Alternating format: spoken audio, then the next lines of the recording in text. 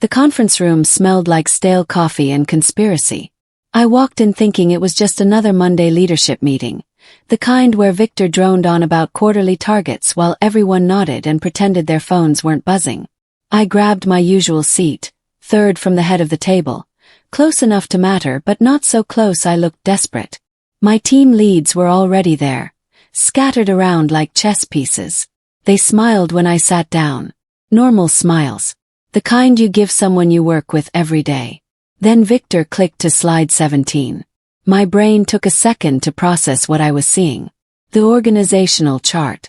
The one that showed reporting structures. My name was still there, but it looked lonely. Trip. Every single person who used to report to me, 12 names I'd hired and trained and fought for, was now listed under someone else. Under Dominic Harrow, a guy who'd been here 8 months. Victor kept talking like he was discussing printer maintenance. His voice was flat, mechanical. No one looked at me. Not my team. Not the other directors. They all found something fascinating about their laptops or the ceiling tiles or their own shoelaces. I sat frozen, my coffee cup halfway to my mouth. Then Victor said it. This restructuring was overdue. Smiled. I don't know why. Maybe it was reflex. Maybe it was the only thing my face knew how to do when my brain was screaming. The smile felt like broken glass in my mouth, sharp and wrong, but I held it there. Professional. Like I just heard good news instead of watching 13 years of my life get erased in PowerPoint. Victor finally looked at me. His eyes were cold, the way eyes get when someone's already decided you don't matter. You'll understand later, Kendall, he said. My name sounded like an afterthought, something he had to remember to say out loud. He nodded, slowly, like I agreed with him, like this made perfect sense. Around the table, shoulders relaxed. People started breathing again. They thought I was taking it well. They thought I was professional about it. Inside something cracked. Not broke, cracked. Like ice on a lake that looks solid but you can hear it shifting underneath. The meeting continued. Someone talked about marketing alignment. Someone else mentioned budget approvals. The words floated past me like smoke.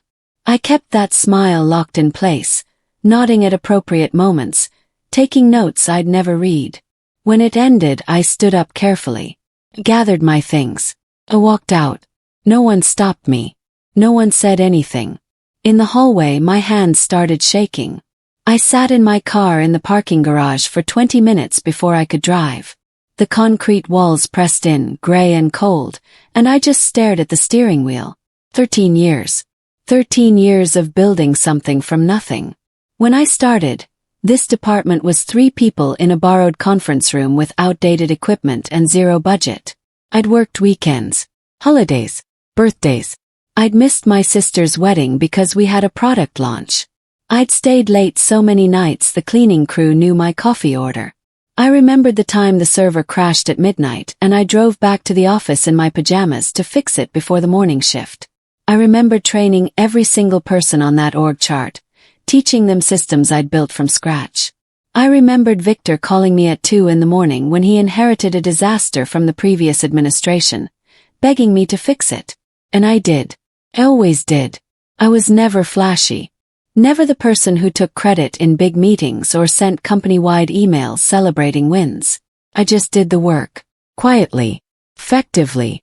I made Victor look good, and he climbed the ladder while I held it steady. That's when it hit me, sitting there in the dim garage light. My effectiveness made me dangerous. I knew too much. Built too much. And Victor needed me gone. The memory came back sharp and bitter. 3 years ago, after Victor's predecessor destroyed morale with a brutal restructuring that left people crying in bathroom stalls, I'd gone to the board. Not to complain. To propose.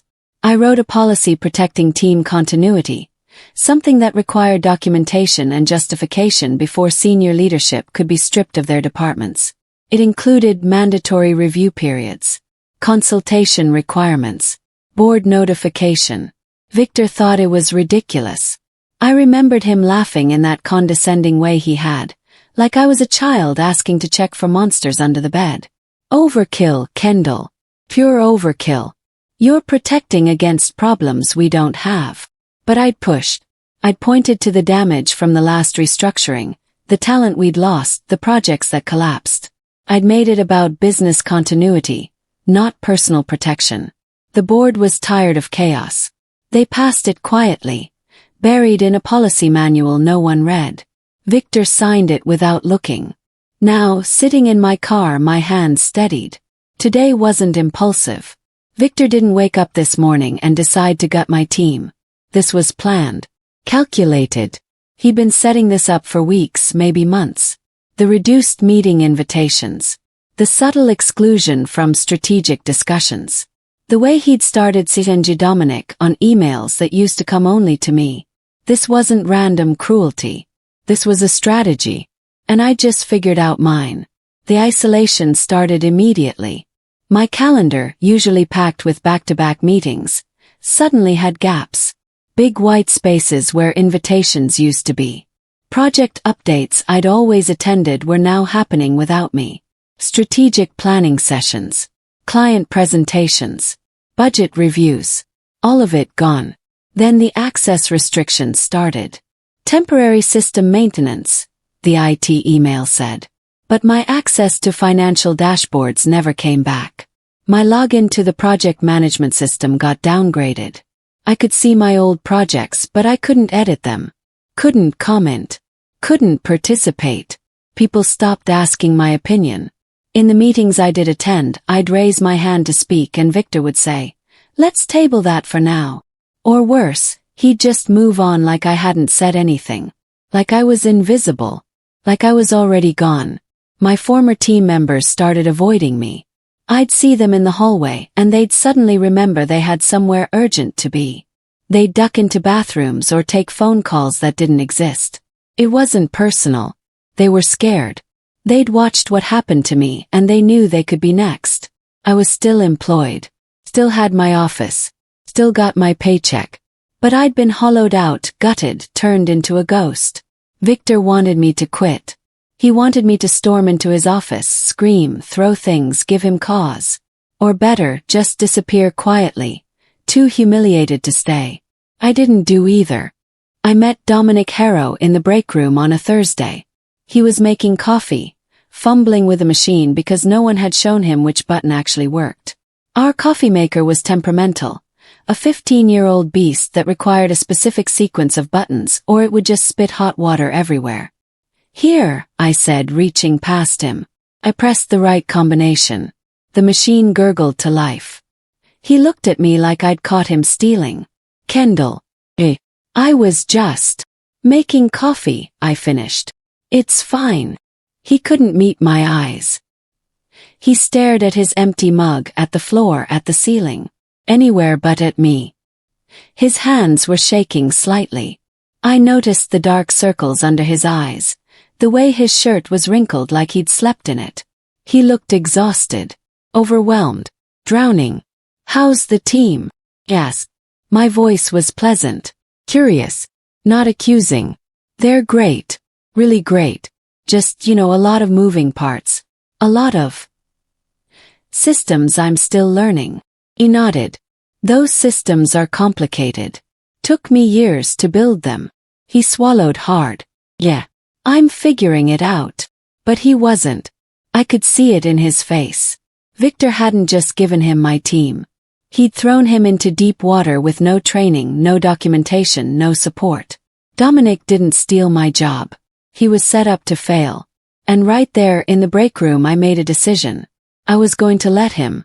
Victor called me to his office on a Friday afternoon. The timing was deliberate. End of the week, when people were tired and distracted, less likely to notice.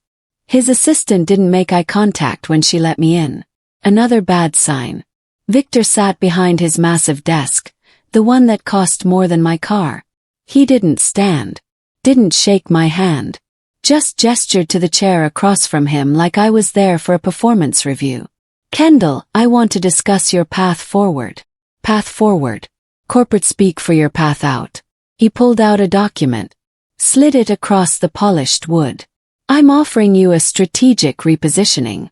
We need someone with your institutional knowledge in an advisory capacity. Picked up the paper. Read it slowly. Advisory capacity meant no direct reports. No budget authority. No decision-making power. Same workload, different title. Lower on the org chart. Less visibility. A graceful exit disguised as a lateral move. You'd be working closely with Dominic, Victor continued. Helping him transition. Sharing your expertise. It's a valuable role. Translation, train your replacement then disappear. This is generous, Kendall. Given the circumstances. I looked up at him. His face was smooth. Confident. He thought he was being merciful. He thought I should be grateful. I folded the document carefully. I'll think about it. His smile froze. I need an answer by Monday. Then you'll have one Monday. Understood. Walked out. His assistant still wouldn't look at me. That night I couldn't sleep. I sat at my kitchen table with my laptop, a pot of coffee, and the company policy manual. All 300 pages of it. I'd written sections of this thing. I knew where the bodies were buried. I found my clause on page 147. Section 8.4. Executive Team Continuity and Restructuring Protocol. I read it 3 times. Slowly. Carefully. Making sure I understood every word. It was stronger than I remembered. Beautiful, really. It didn't prevent restructuring. That would have been too obvious, too easy to challenge. Instead, it required specific steps. Documentation of business justification. 30 days written notice to affected personnel. Consultation with HR and legal. Automatic board review if senior leadership lost more than 50% of direct reports without documented cause. Victor had skipped every single step. He'd announced the change in a meeting. No written notice. No documentation. No consultation. He'd probably assumed the policy was dead, forgotten, buried under years of other updates. Or maybe he'd never actually read it. The clock had started the moment he showed that org chart. 30 days. The policy had a built-in timer, and it was already running. After 30 days without proper protocol, the restructuring automatically triggered a board review. Not because I complained, because the policy said so. I didn't have to do anything. I just had to wait and stay quiet. I came to work Monday and accepted Victor's offer. Not the advisory role. I told him I needed time to think about that. But I stopped pushing back. Stopped asking questions in meetings. Took notes. Nodded. Smiled. I was professional, pleasant, completely compliant. Victor relaxed. I watched it happen in real time. His shoulders came down. His voice got lighter. In meetings he started making jokes again. That forced executive humor that nobody laughs at but everyone pretends is funny. He thought I'd accepted my fate. He thought the fight was over. I let him think it. The clause required silence before action. Any formal complaint, any escalation, any visible resistance would give Victor ammunition. He could claim I was being difficult, insubordinate, unwilling to adapt. But if I stayed quiet, stayed professional, the policy would trigger on its own. Automatic. Mechanical. No emotion required. So I became the model of cooperation. I showed up early. Left late. When Dominic asked me questions, I answered them. Politely. Thoroughly. When Victor needed something, I delivered it. In time. Perfectly executed. I didn't protest. Didn't complain. Didn't give him anything he could use against me. I just existed. Quietly. Waiting for the clock to run out. And every night I documented everything. Emails. Meeting notes. Who said what? I built a timeline, precise and undeniable. The policy didn't just require documentation. It required proof. I was collecting mine. The cracks started showing in week 2. Small things at first. A client presentation that ran over because Dominic didn't know the background. A budget projection that was off by 30% because he didn't understand our cost structure. A project deadline missed because nobody had told him about the dependency chain. I watched from the sidelines. Quiet. Helpful when asked. But I didn't volunteer. Didn't rescue. Didn't step in. In meetings, Victor started getting tense again. His jaw would clench when Dominic gave answers that didn't quite make sense. His fingers would drum on the table when reports came in late. But he couldn't admit the problem. Couldn't acknowledge that maybe, just maybe, gutting a senior director's team without transition planning was a bad idea. He blamed execution, not strategy. We need to tighten up, he'd say. Get more rigorous. He never looked at me during these speeches. Never acknowledged that the systems running smoothly for 13 years were now falling apart. The policy required documentation of business justification. Victor had none. He couldn't point to performance issues. Couldn't show cause. The restructuring wasn't about business needs. It was about control. About ego. About removing someone who knew too much. And now, every missed deadline, every confused client, every project slipping through the cracks was evidence. Not evidence I was irreplaceable. Evidence the restructuring was unjustified. I documented everything. Forwarded myself emails. Saved meeting notes. Took screenshots. The clock was ticking. 20 days left. The email came on a Wednesday. An executive recruiter from a competitor, offering an interview for a VP role. Bigger title. Bigger budget. 30% salary increase. It was a good offer. A great offer, actually. I didn't apply. Didn't reach out. They found me. Probably through someone who'd left our company and still remembered when I was good at my job. I scheduled the interview. And I made sure Victor found out. I didn't tell him directly. That would be too obvious. I mentioned it to someone in HR during a casual conversation. Someone who I knew reported everything back to Victor. Just exploring options, I said. Keeping my eyes open. By Friday, Victor wanted to talk. He scheduled it for after business hours. Private. His office. When most people had gone home. I hear you're interviewing elsewhere, he said. His voice was careful. Controlled. I am. Kendall, I think we got off on the wrong foot with this restructuring. Maybe I moved too fast. Maybe we should discuss. Discuss what? He shifted in his chair. Your role. Your future here. I don't want to lose you. That was a lie. He'd spent 3 weeks trying to erase me. But now, suddenly, he was worried. Not because he valued me. Because he was starting to realize something was wrong. Timeline. Policy. The automatic triggers. I appreciate that, I said. But I need to do what's best for my career. His face went pale. I never planned to leave. But letting him think I would. That gave me leverage.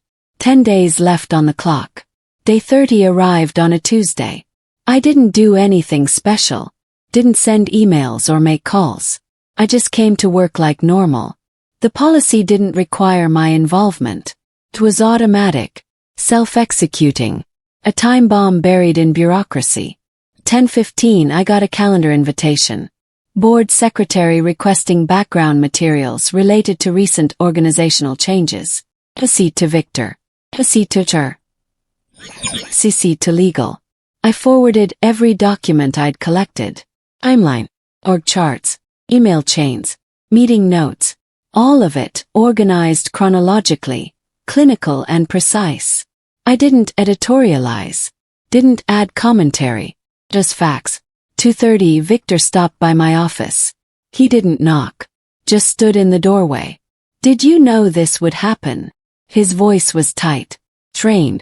Know what would happen? The board review. The policy trigger. I looked up from my computer. I wrote that policy 3 years ago. You signed it. You planned this. I didn't plan anything. The policy is automatic. I just followed the rules. His hands clenched into fists. You could have said something.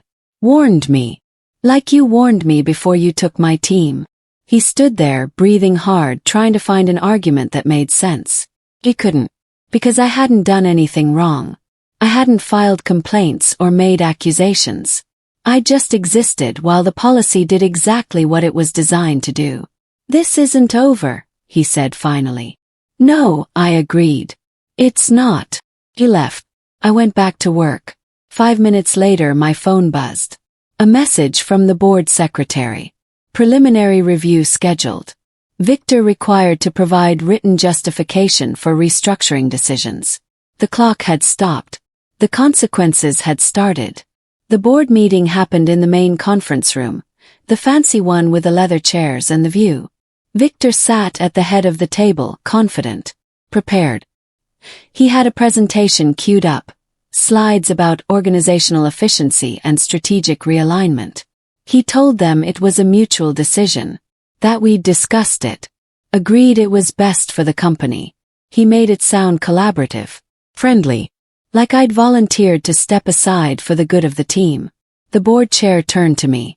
An older woman named Catherine who'd been on the board longer than Victor had been CEO. Is that accurate? The room went quiet. All eyes on me. Victor's face was calm, but I saw his jaw clench. He'd told them I'd go along with it. That I'd nod and smile and let him rewrite history.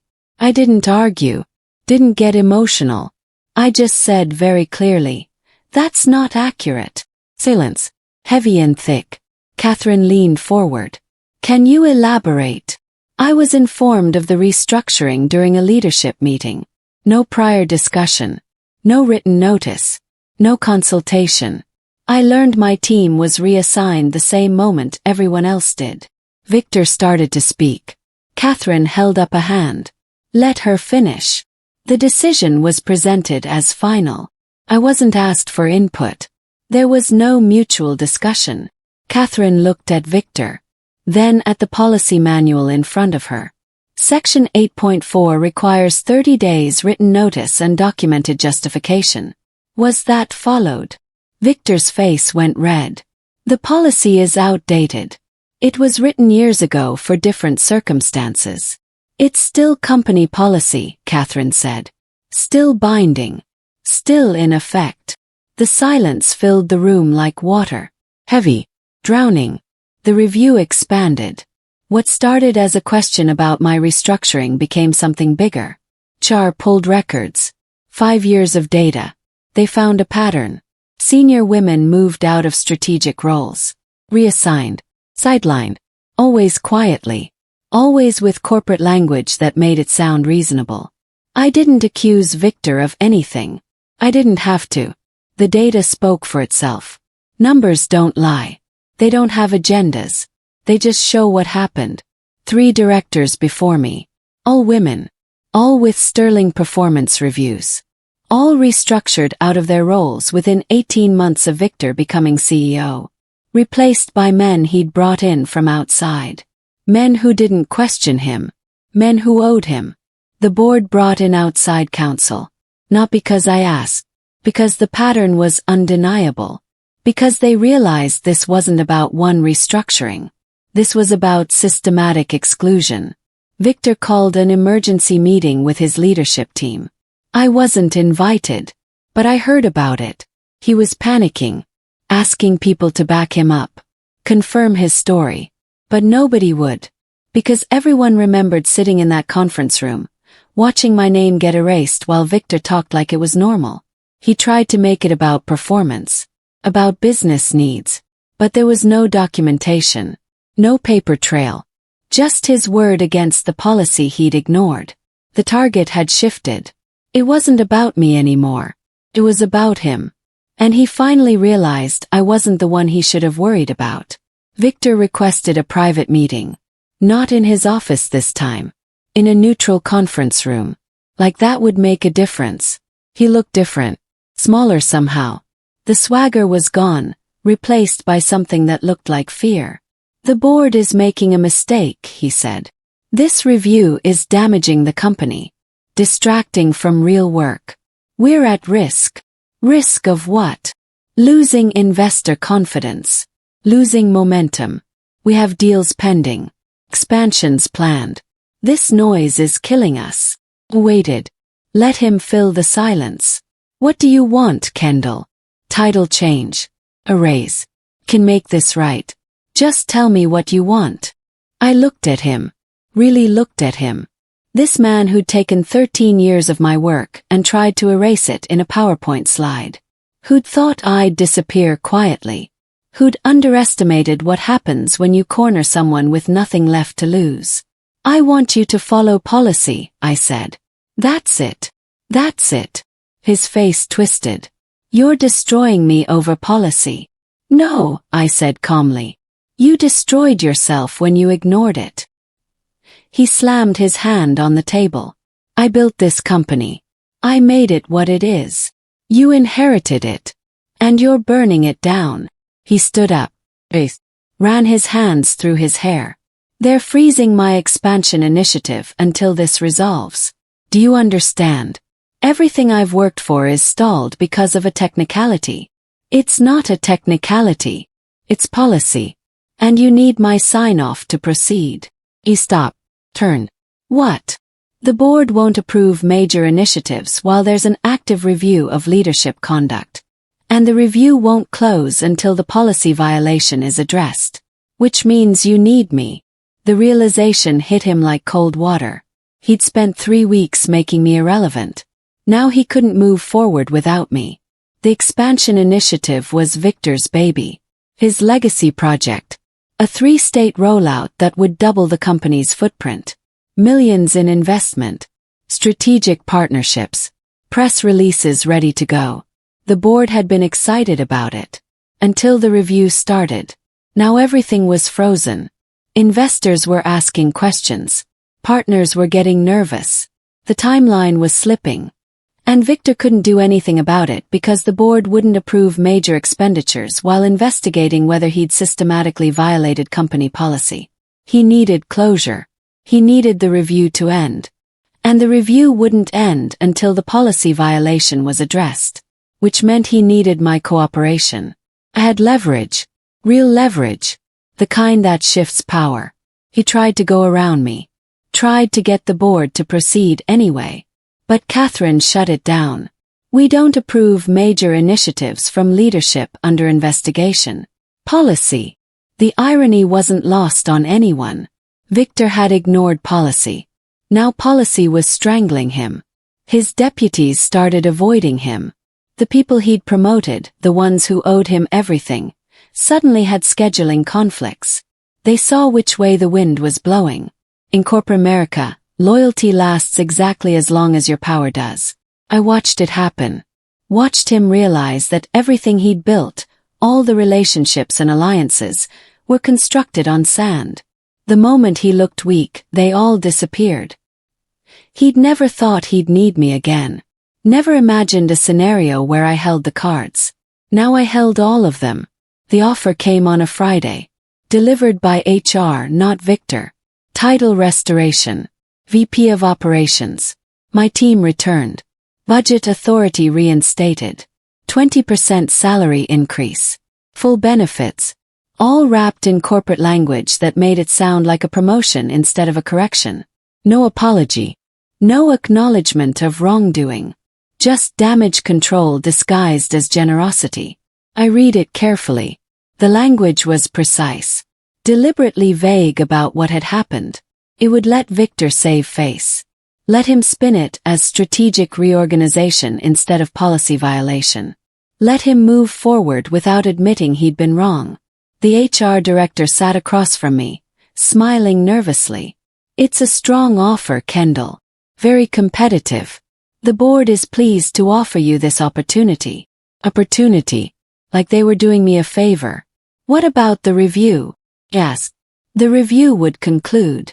Findings would remain internal. You'd sign a standard confidentiality agreement. There it was. Take the deal, sign the paper, stay quiet. Let Victor keep his job. Let the pattern continue. Let the next woman who challenged him get erased the same way. I closed the folder. Slid it back across the table. I decline. The HR director blinked. I'm sorry. I decline the offer. Kendall, this is a very generous package. Perhaps you need time to consider. I don't need time. My answer is no. Her smile cracked. Can I ask why? Because it doesn't fix anything. It just buries it. I stood up. Left the folder on the table. Walked out. Behind me, I heard her frantically dialing. Calling Victor. calling the board, panicking. I just refused their exit ramp. Now they had to face the truth. The full executive session was scheduled for Monday morning. Board members flew in from different cities. Outside counsel attended. Court reporter present. This wasn't a meeting. This was testimony. Victor sat at one end of the table. His lawyer beside him. I sat at the other end. No lawyer. I didn't need one. Catherine started with simple questions. When did the restructuring occur? What notice was provided? What documentation existed? Victor answered carefully. Precisely. He'd rehearsed. Every word measured.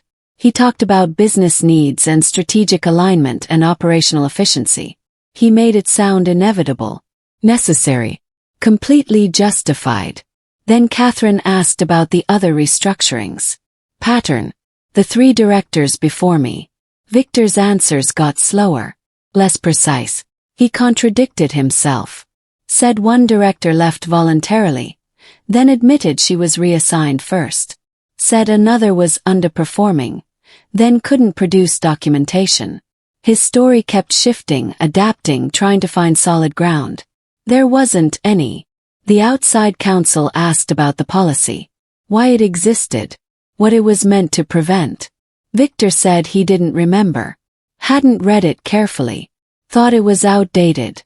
But you signed it, the counsel said. I sign a lot of things. You're the CEO. You signed company policy without reading it. Victor's face went red. I trusted my team to flag important details. So you blame your team for your failure to follow policy you signed? The room went silent. Victor had just admitted he either didn't read the policy or didn't care about it.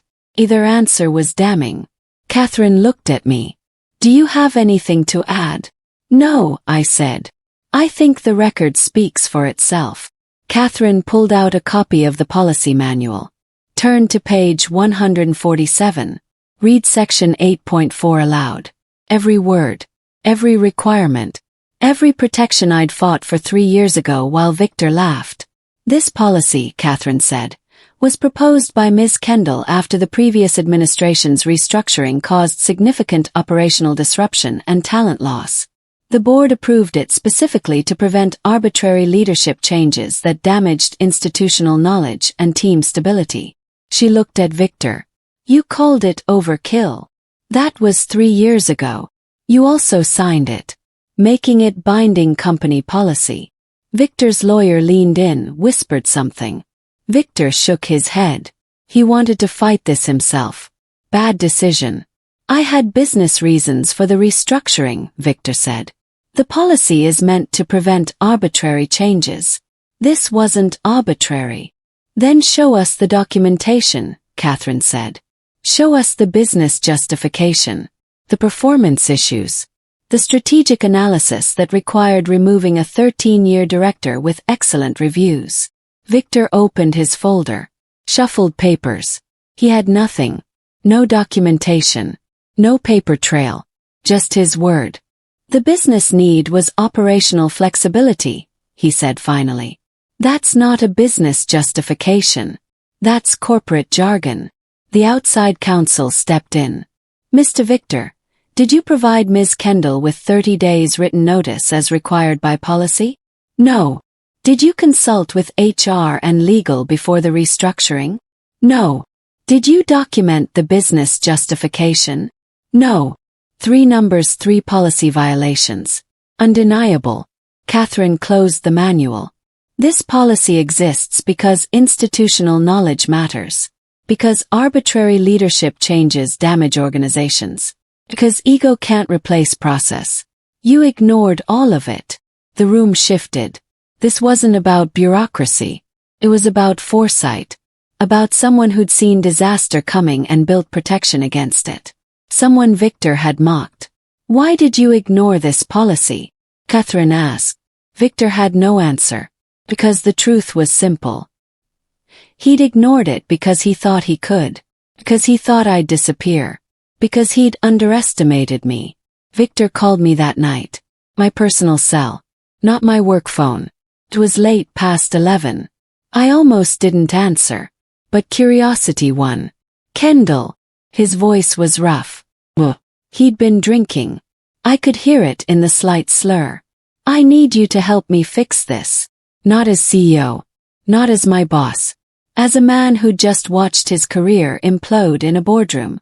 A desperate man who'd finally run out of moves. Fix what? This whole thing. The review. The expansion freeze. Everything. I know you're angry. Get it. But we can fix this together. We're on the same team. We were never on the same team. I made a mistake. Admit it. I should have handled the restructuring differently. But you don't have to burn everything down. Think about the company. Think about all the people who depend on us. I am thinking about them. I'm thinking about every person you'll do this to if you stay. Silence on the line. Long and heavy. What do you want? He asked finally. Just tell me.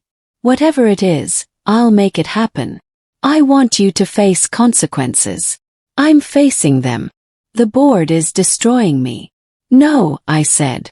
You destroyed yourself. I just stopped covering for you. Covering for me. Every time something went wrong and I fixed it. Every disaster you inherited that I cleaned up. Every time you took credit for my work. I was covering for you. Making you look competent. Stop. That's all. So this is revenge. No. This is accountability. Hung up. He didn't call back. The next morning I got a message from Catherine.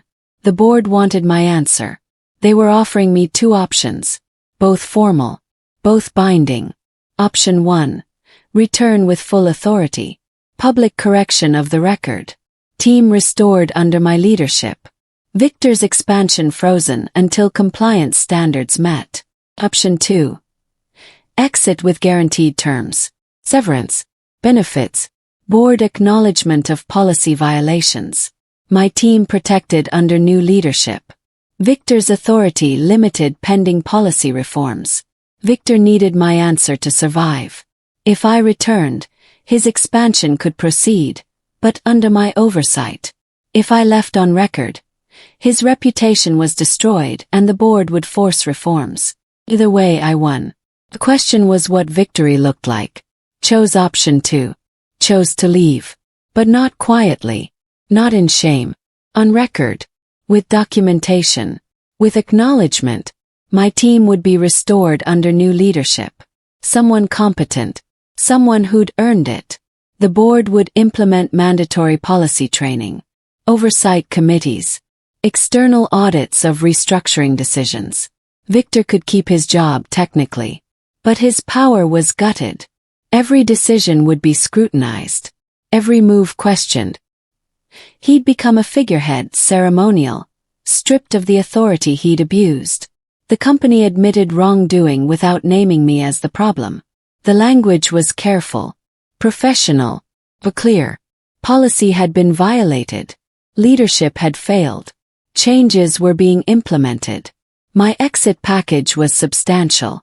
Not hush money. Compensation. For 13 years of building something that Victor had tried to steal. For the indignity of being erased in a PowerPoint slide. For having the institutional knowledge to know where the leverage points were. I signed the papers on a Wednesday. Packed my office on a Thursday. My former team came by one. Some cried. Some thanked me. Some just stood there not knowing what to say. You're really leaving? One of them asked. I am. But you won. You could stay. Run the department again.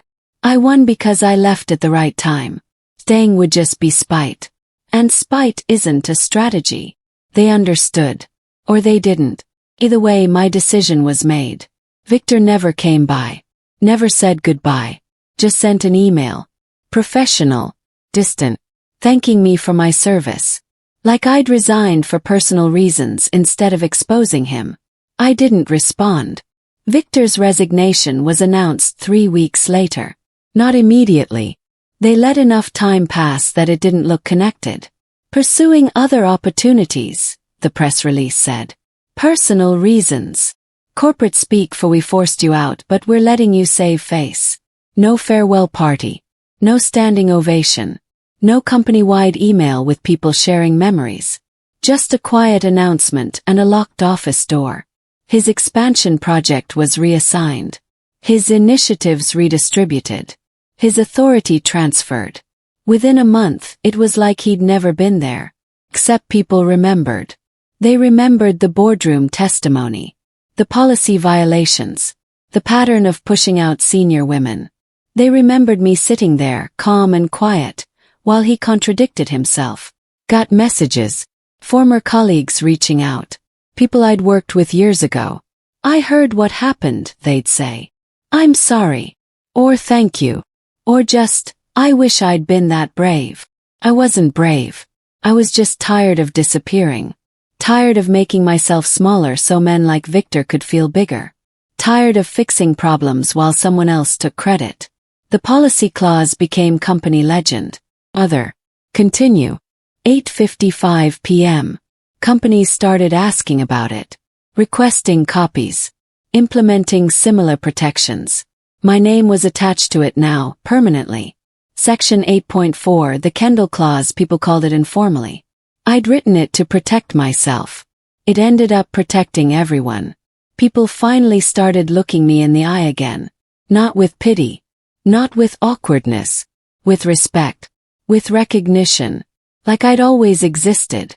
Like I'd always mattered. Felt strange. And right. My new role started on a Monday. Different company. Different city. Different everything. They'd courted me for months after word got out about Victor. Offered me exactly what I wanted. VP of Operations. Full authority. Budget control. Team building autonomy. Respect. The office was smaller. Less fancy. No mahogany desks or leather chairs. But my door had my name on it. My calendar was full of meetings where people actually wanted my input. My team was small but talented, hungry, eager to learn. Nobody talked down to me. Nobody dismissed my ideas. Nobody reassigned my projects while I was sitting right there. On my first day, the CEO pulled me aside. I read about what happened at your last company, she said. The policy you wrote. The way you handled it. That took guts. It took patience, I said. Same thing sometimes. She handed me a folder. I want you to review our policies. See if there are gaps. I don't ever want to be Victor. I took the folder. It was heavy. Full of documents that needed updating. Protection that needed building. Systems that needed reform. I'll need time, I said. Take all the time you need. Just make sure we're better. I spent 6 months rebuilding their policy infrastructure. Not just for me. For everyone. Protections against arbitrary termination. Against wage gaps. Against discrimination. Every lesson I'd learned from Victor's mistakes. Translated into binding policy. The board approved everything. Not because I was special. Because they'd seen what happened when you ignore the warning signs. When you let ego override process. When you assume the quiet people will stay quiet forever. Former colleagues kept reaching out. Some asked for advice. Some wanted copies of the policy. Some just wanted to talk to process what had happened. To understand how I'd done it. I didn't do anything dramatic, I'd tell them. I just remembered my worth and refused to disappear. But you took down a CEO. No, he took himself down. I just stopped protecting him from consequences. They'd get quiet then. Thinking about their own situations. Their own victors. Wondering if they had the courage to stop covering. Stop fixing. Stop shrinking. Some of them did. I'd see announcements. Someone leaving a toxic environment. Someone filing a complaint. Someone refusing a demotion. Small acts of resistance that added up. The Kendall Clause spread. More companies adopted it. Adapted it.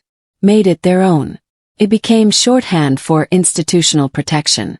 For the idea that leaders can't just erase people because it's convenient. I got invited to speak at conferences. HR summits. Leadership panels. People wanted to hear the story. Not the sanitized version. The real one. What it felt like to be erased in real time. How I stayed calm while my career burned. Why I chose documentation over drama. Revenge is loud, I'd say. Justice is quiet. I wanted justice. The audiences would nod, understanding, recognizing themselves in the story, wondering if they could do the same thing. The answer was always yes, they could. They just had to decide their worth was worth fighting for. I didn't scream. I didn't threaten. I didn't break rules or burn bridges or send angry emails at 2 in the morning. I just remembered what I'd built and refused to let someone else take credit for it.